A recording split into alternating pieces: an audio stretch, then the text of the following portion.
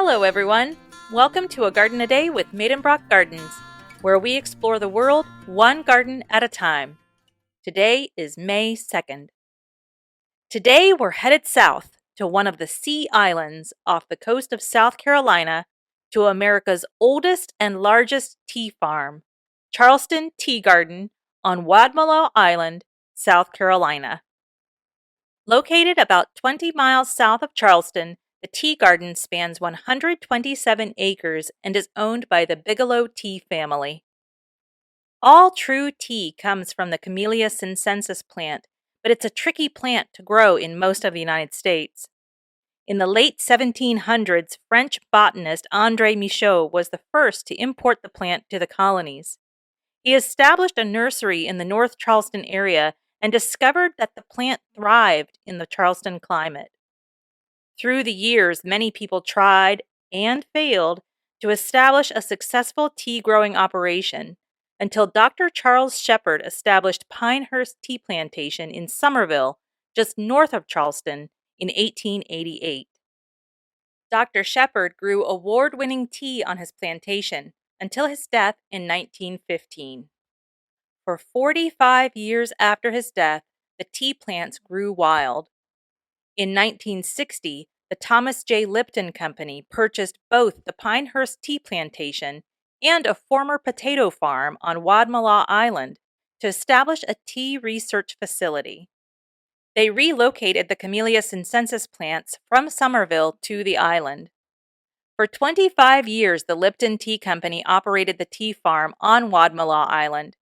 In 1987, two men, Mac Fleming, who had been running the garden for Lipton, and Bill Hall, a third-generation tea tester from England, purchased the garden from Lipton and established the Charleston Tea Plantation.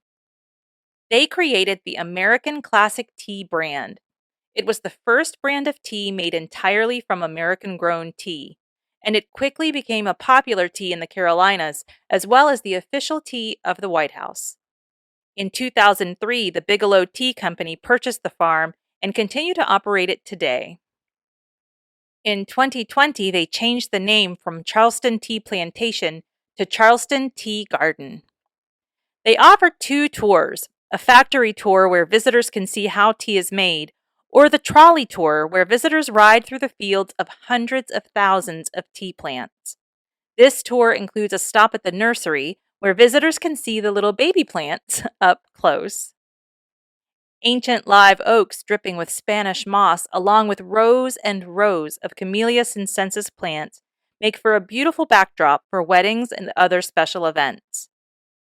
320 varieties of Camellia sinensis are grown in the garden, which produce 9 unique flavors. They still produce the American Classic Tea, as well as Rockville Raspberry, Charleston Breakfast, Peachy Peach, an Earl Grey, Cinnamon Spice, a green tea, and a couple of options with mint. The garden is open for visitors from 10 to 4 Monday through Saturday and noon to 4 on Sundays. They are closed on major holidays. Tea harvest season begins this month in May and runs through autumn.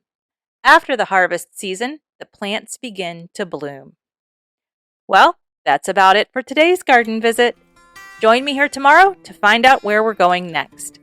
And if you have a minute, will you write a review for the podcast wherever you listen? Every review helps us find new listeners, and those 5-star reviews help the most. I really do appreciate your support. Thank you for listening today and every day. If all goes well, I'll be right back here tomorrow. See you then.